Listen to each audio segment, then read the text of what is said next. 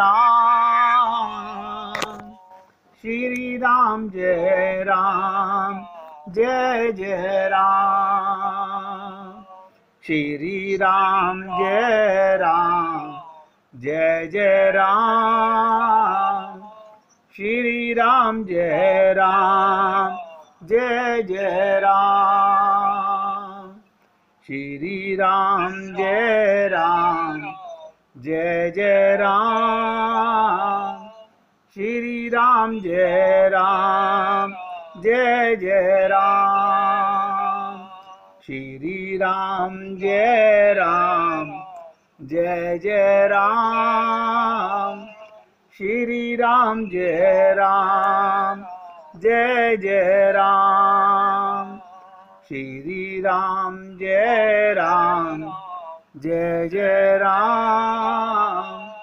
श्री राम जय राम, जय जय राम।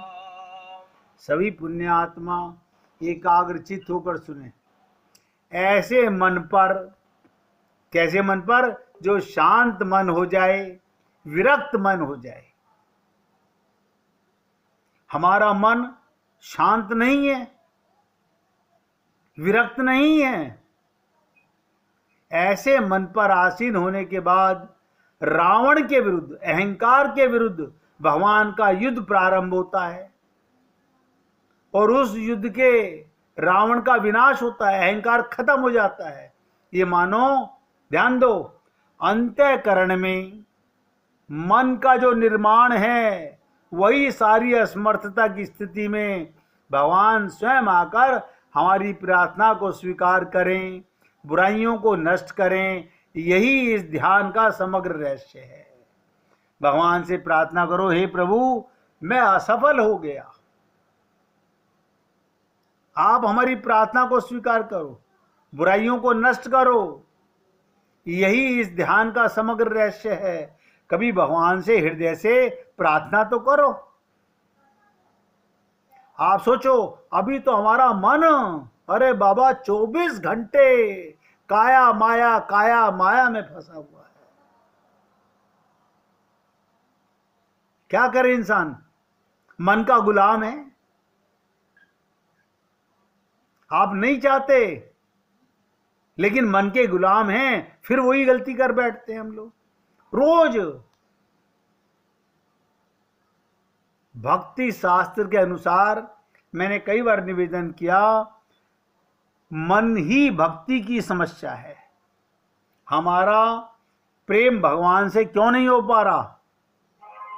वेदों में आया, मन एवं मनुष्यानाम कारणम बंध मोक्षो, मन ही बंधन और मन ही मोक्ष का कारण है। यानी हमारा मन मलिन है, मन ही केंद्र है। इसलिए भक्त कहते हैं मन का पुनर्निर्माण हो। इसे चाहे रोग कह लीजिए, चाहे राक्षस कह लीजिए, चाहे दुर्गुण दुर्विचार कह लीजिए और चाहे अव्यवस्था कह लीजिए। रामचरितमानस में सभी केंद्रों का उत्तर दिया गया है। मन, बुद्धि, चित्त और अहंकार। अब आप सोचिएगा, आप और हम लोग, हमारा स्थूल शरीर, अब मौका मिला है तो आप डिटेल में समझ लेते हैं। एक शरीर होता है स्थूल शरीर, जो आपको और हमको ज्ञान होता है। क्या ज्ञान होता है? हमारी 5 ज्ञानेंद्रियां हैं, 5 कर्मेंद्रियां हैं। इनके रोग, शरीर के रोग को हम रोग समझते हैं और उसका इलाज करते हैं। सबका यही हाल है, किसी के एक की बात नहीं कर रहा हूं। हम सबके शरीर में आंख का रोग हो, आंख के डॉक्टर के पास, कान का रोग हो, कान के डॉक्टर के पास, नासिका का रोग हो, नासिका के डॉक्टर के पास, ईएनटी के पास। देखिएगा, हाथ पैर में रोग हो, शरीर में रोग हो, हम यही समझते हैं। लेकिन हमारे सूक्ष्म शरीर जो अनंत जन्मों से बिगड़ा रहा है, ना तो हम जानना चाहते, ना हमें पता होता और ना हम उसका इलाज करते हैं। इसलिए मैं जो आपसे धनुर्मास समाप्त होने के बाद ये चर्चा शुरू की है मानसिक रोग की। आपसे निवेदन कर रहा हूं, अगर ये रोग खत्म तो शरीर के रोग अपने आप खत्म हो जाएंगे। असली इन्हीं से वो रोग पैदा होते हैं। मन ही केंद्र, मन का पुनर्निर्माण, इसे रोग कहिए, राक्षस कहिए, चाहे दुर्विचार कहिए, रामचरितमानस में सभी केंद्रों का उत्तर दिया। तो मन, बुद्धि, चित्त और अहंकार, ये सूक्ष्म शरीर के 4 घर हैं। जैसे आपने कहा 5 ज्ञानेंद्रियां, ऐसे सूक्ष्म शरीर में क्या है? मन है, बुद्धि है और चित्त है और अहंकार है। सभी का समाधान दिया गया है। और अंत में मन के रोगों का विश्लेषण करते हुए कहा गया आयुर्वेद की पद्धति से, जैसे शरीर के रोगों का विश्लेषण किया जाता है, उसे मिटाने की चेष्टा की जाती है। वैद्य क्या करता है? नाड़ी वैद्य चेक करता है वात, पित्त, कफ। उसी तरह से मन के रोगों का भी विश्लेषण विभिन्न पद्धतियों से मिटाने का प्रयत्न किया जाता है। ये तो केवल भूमिका बता रहा हूं, अभी आप आगे आगे सुनोगे, अरे बाबा ऐसा लगेगा हमने तो कभी सोचा ही नहीं था। मगर आपका मन एकाग्र होगा तो समझ पाओगे, क्योंकि मन बहुत चंचल है। हमने अपने अशोक भाई से बहुत बार निवेदन किया, फोन होल्ड मत किया करो, आप न जाने आगे पीछे कितना नुकसान कर लेते हो। लेकिन मन की आदत है, जैसे ही फोन आता है वो होल्ड करके सुनने लगते हैं। मैं तो निवेदन ही कर सकता हूं, तो बहुत ध्यान से सुनिएगा। आगे हम जिस रोग पर चर्चा करने जा रहे हैं वो बड़ा व्यापक रोग है। क्या रोग है? शब्द सुनेगा, पर सुख देखी जरई सोई छही, दूसरे का सुख देखकर जलन होती है।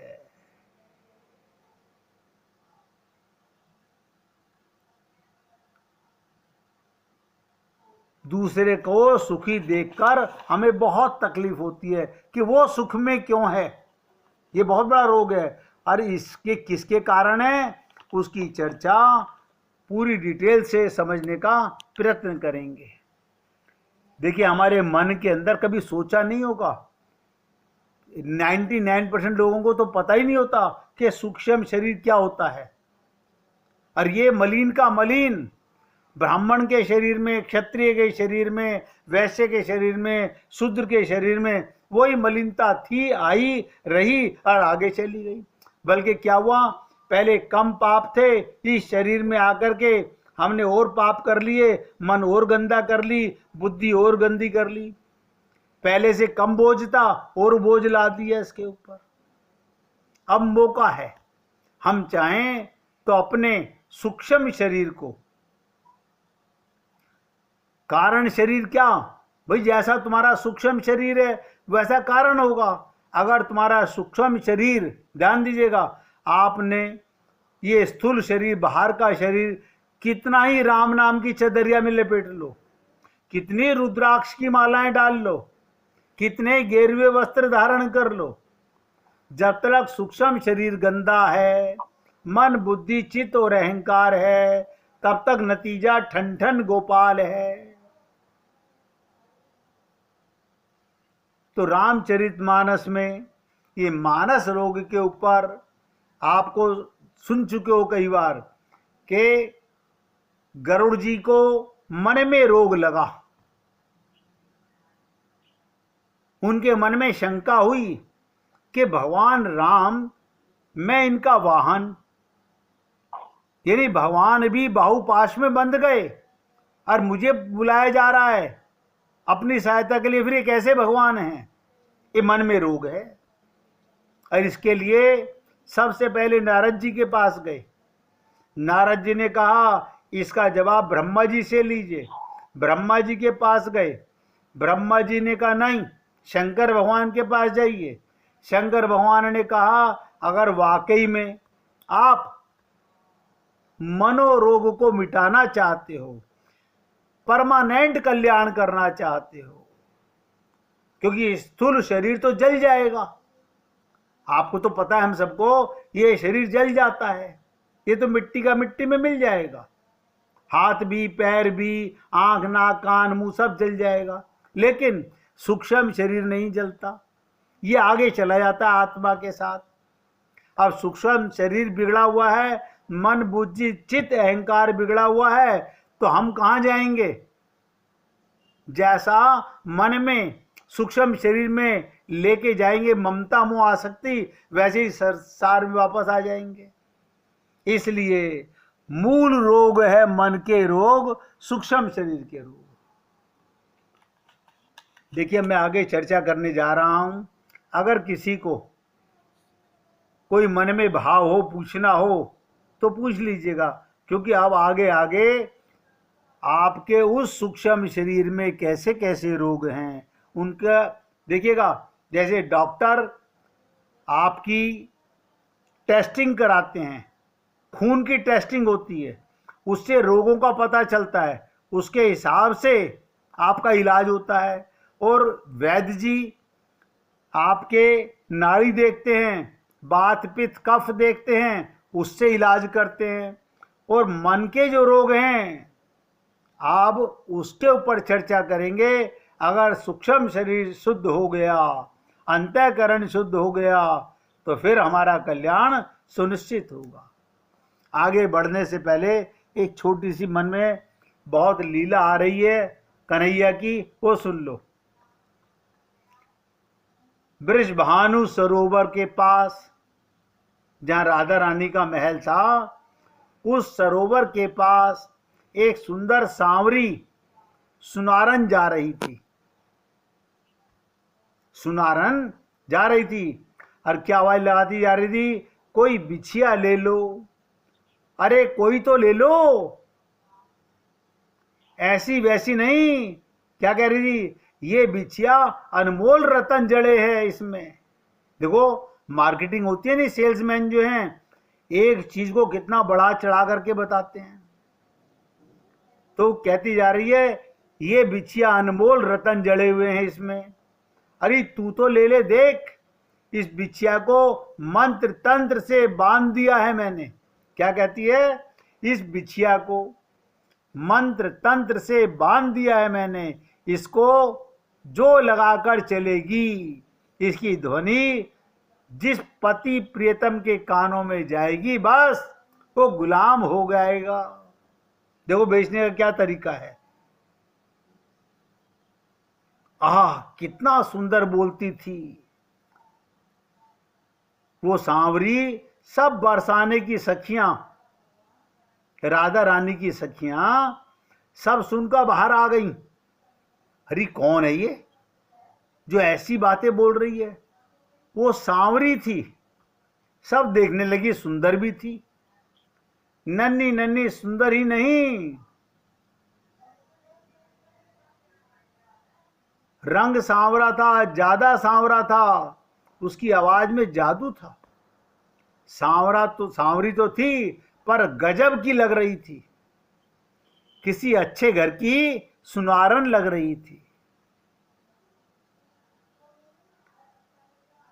तो जैसे ही सखियां बाहर आईं महल से, तो सुनारन क्या बोली? तुम्हारे बरसाने में पानी मिलेगा?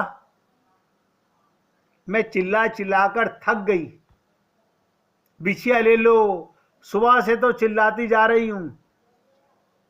तो एक सखी ने पूछा, क्या तुम्हारी बिछिया एक भी नहीं बिकी? इतने में दूसरी गोपी पानी ले आई और पानी पिलाते हुए पूछ रही है, वो कह रही है, ना जी कुछ ना है बिको। सुनारन बोली, अजी हम तो ऐसे ही आए इस गांव में, हम तो नहीं जाती ऐसे वैसे किसी गांव में।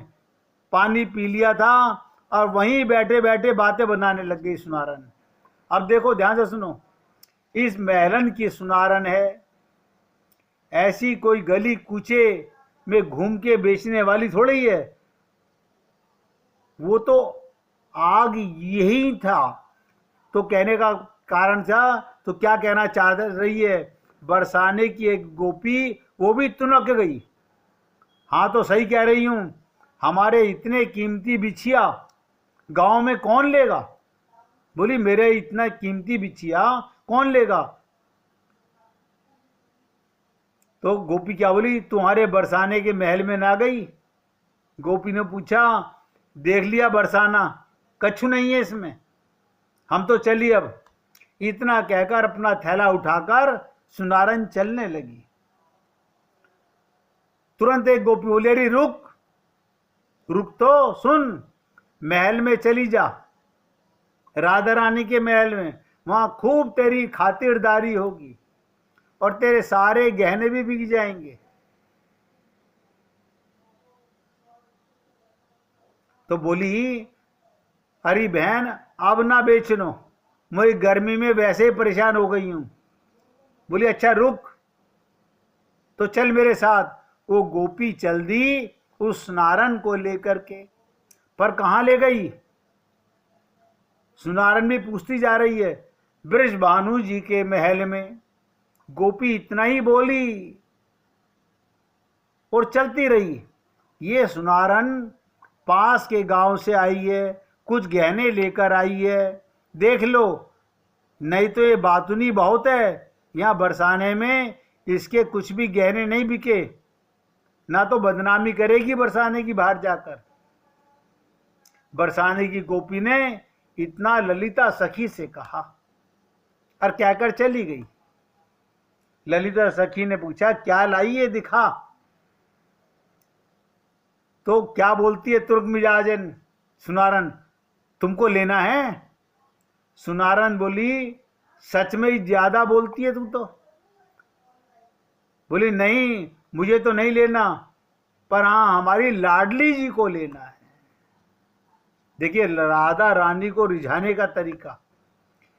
ललिता बोली, हमारी राधा रानी को लेना है। ललिता सखी ने कहा, और ये भी कहा, पहले हमें दिखाओ, हमें अच्छा लगेगा। पर इतना कहते ही ललिता सखी नजरें गड़ाकर उस सुनारन को देखने लगी और क्या बोली, तुम्हें कहीं देखा है, तुम्हें कहीं देखा है। ललिता सखी ने कहा। तो तुरंत सुनारन ने क्या करा, अजी नजर न लगाओ, अब हम पर घूंघट खींच लिया तुरंत सुनारन ने। अब देखो अपनी लाडली को कहो उन्हें लेना है तो मैं रुकूं, नहीं तो मैं जा रही हूं। ललिता सखी निज महल में, यानी जहां राधा रानी विराजमान थी, बड़ी गहरी नींद में सो रही थी। श्री जी देखकर लौट आई। नहीं जाओ, अभी लाडली जी सो रही हैं। ललिता ने कहा, अभी राधा रानी सो रही हैं, तुम जाओ वापस। ठीक है सो रही हैं तो जगा दो, सुनारन ने बड़ी तुरंत मिजाज में कहा। सुनारन तू विचित्र है, कैसे जगा दे? ललिता सखी ने जवाब दिया, अब हम इतनी दूर से आई हैं तो क्या तुम्हारी लाडली उठ भी नहीं सकती? हद है ये सुनारन तो लड़ने पर उतारू हो गई। कौन कौन है ललिते? अंदर से आवाज आई। जब ललिता का सुनारन से झगड़ा सुना तो राधा रानी उठ गई। अरे काली सुनारन आई है ललिता जी, देखो जी, नहीं लेना तो मत लो, पर ये काली गोरी मत करो हमारे को। मैं सब जानती हूं, उस काले कन्हैया ने तुम्हारे ब्रजमंडल को घुमा रखा है। क्या बोली सुनारन? उस काले कन्हैया ने तुम्हारे ब्रजमंडल को घुमा रखा है। क्या मुझे काली काली कहती हो? ये काले बादल ना बरसें, ना तो तू अन्न खा न सकती है। अरे तू नाराज हो गई? ललिता सखी ने कुछ मनोहार किया सुनारन का। बोली काहे नहीं हो हम नाराज, पर तू है बहुत सुंदर। अब कहती है ललिता बोली, तू है बहुत सुंदर, इतनी सुंदरता कहां से पाई तैने? सुनारन को बोली, तू तो बहुत सुंदर है, इतनी सुंदर तू कैसे बनी? तो क्या बोली, मेरा हृदय अब ठीक नहीं है, इसलिए मैं जा रही हूं। सुनारन उठ के जाने लगी। अच्छा अच्छा रुक, फिर पूछ के आती हूं। ललिता सखी फिर अंदर गई, फिर बाहर महल के बाहर वापस आकर सुनारन को अंदर ले गई। बहुत भेद की कथा है। जब जा रही थी निज महल में सांवरी सुनारन, तब उसकी खुशी देखने लायक थी। जब राधा के महल में कोई जा रहा हो तो उसकी खुशी का उसके ध्यान में जा रहा हो, उसकी लीला में जा रहा हो, तो हृदय गदगद भाव से भरी थी और बोलती जा रही थी, स्वर्ग फेल है, बैकुंठ फेल है। बताइए, कह रही है स्वर्ग फेल है, बैकुंठ भी तुच्छ है, इस बरसाने की शोभा के आगे तो वाह, कितना दिव्य है ये बरसाना, और बरसाने में भी ये लाडली जी का महल। अब बातुनी सुनारन बोलती गई, श्री जी के नहज महल में पहुंच गई। ये रही हमारी श्री राधा रानी ललिता सखी ने बताया, हे लाडली, ये है वो सुनारन। कह रही है पास के गांव से आई हूं, आभूषण लेकर आई हूं, बातें बड़ी बड़ी करती है, बोलती खूब है। राधा रानी ने जैसे ही सुनारन की ओर देखा, वो हाथ जोड़े खड़ी थी। सुंदर हैं, श्री राधा रानी के मुख से निकला। हम काहे की सुंदर हैं? सुनारन बोली, सुंदर तो आप हैं। सांवरी सुनारन अब बोलना शुरू कर दिया। और क्या पूछा, आपका ही नाम है राधा? बोली हाँ, मैंने आपका नाम बहुत सुना है, और जब से सुना तब से आपको देखने की इच्छा थी। सुनारन बोली, कितना मीठा बोलती है सुनारन, सच में तू मुझे बहुत अच्छी लगती है। तुझे देखकर मुझे ऐसा लगता है तेरा और मेरा परिचय जन्मों जन्मों का है। तो कैसी लीलाएं हैं भगवान की। राधा से कृष्ण लाख कोशिश करें छुपाने की, छुप नहीं सकते। राधा ने एक ही शब्द में बोल दिया, तेरा मेरा परिचय तो जन्म जन्मों का है। राधा रानी बोली। तो क्या बोली सुनारन, अजी ये तो आपकी महानता है, नहीं तो हम कहाँ सुनारन। अच्छा क्या बता, क्या चाहिए? राधा रानी उसके पास गई और उसका हाथ पकड़कर उठाया और बोली, क्या चाहती है तू? ध्यान से देखने लगी उस सुनारन को। राधा रानी सुनारन को देख रही हैं। ये घुंघराले बाल मैंने छुए हैं, ये कपोल जाने पहचाने से लग रहे हैं। ये हाथ, श्री राधा जी को रोमांच होने लगा। तुरंत सुनारन नीचे बैठ गई और बोली, मैं आपको पायल पहनाऊंगी, पर तुम मोल क्या लेगी? राधा रानी ने सुनारन के ठोड़ी पर थोड़ा ऊपर उठा करके पूछा, मोल? मैं जो कहूं। सुनारन बोली, नहीं ऐसे नहीं होता, जो मोल भाव पहले ही बता दे। ललिता ने स्पष्ट किया, आप बरसाने की राज दुलारी हो, फिर ये मोल भाव किस लिए? तो राधा जी उस सुनारन की एक एक बात पर गदगद हुई जा रही थी। अच्छा ठीक है, तू जो कहेगी दूंगी। सुनारन खुश हो गई और उसने अपना झोले से आभूषण निकालने शुरू किए। ये पायल भानु दुलारी, ये है पायल, इसमें मेरा हृदय है, ले लो। आपके पांव को मेरा हृदय सौंपती हूं। पायल लगा दिया सुनारन ने। ये कुंडल आपको बहुत जचेंगे। लगा दिए कुंडल। ये हार शुद्ध मोतियों का हार है, बहुत कीमती हैं। आगे मटकाती हुई सुनारन बोल रही है, अब बता क्या लेगी? राधा रानी ने अंत में पूछा, मुझे हिसाब तो आता नहीं, इसलिए मैं क्या कहूं। सांवरी सुनारन अब मटक रही थी, पर तूने तो कहा था कुछ नहीं लूंगी। ललिता सखी ने कहा, गलत बात, आप अपनी लाडली जी से पूछो, मैंने कहा था आपसे मोल जो मैं कहूंगी। हाँ, कहा था कहो क्या चाहिए। तो श्री जी ने मुस्कुरा के पूछा। मौन हो गई। कुछ देर तक सांवरे कुछ बोल नहीं पाई। सांवरी बोली नहीं। अरे कुछ तो बोल, क्या दूं मैं तुझे। देखिए भगवान कैसी लीला कर रहे हैं। उठकर खड़ी हो गई, नेत्र सजल हो गए उस सुनारन के। जब नैनों को देखा श्री राधा रानी ने तो चौंक गई। मुझे एक बार अपने हृदय से लगा लो, नेत्र बरस पड़े थे। यानी भगवान राधा के अपने हृदय से लगाने के लिए रोने लगे। श्री राधा रानी बस देखती ही रही। उन्हें भी समझ में नहीं आ रहा, ये सुनारन तो पहचानी सी लग रही है। प्यारी बस एक बार अपने हृदय से लगा लो। बस यही बात दोहराती रही। राधा रानी से रहा नहीं गया, दौड़ी और उस सुनारन को जैसे ही गले लगाया, क्या बोली, तुम प्यारे श्याम सुंदर। आनंदित हो उठी श्री राधा रानी। आप सोचो भगवान कैसी कैसी लीला करने आते हैं। आप हम लोग भाव के भूखे नहीं हैं। आप भगवान के प्रेम में अपने को बेचने का प्रयत्न करो, भगवान तुरंत आने को तैयार हैं। 1 मिनट कीर्तन करके फिर आगे बढ़ेंगे मन के रोगों की तरफ। श्री राधे गोविंदा मन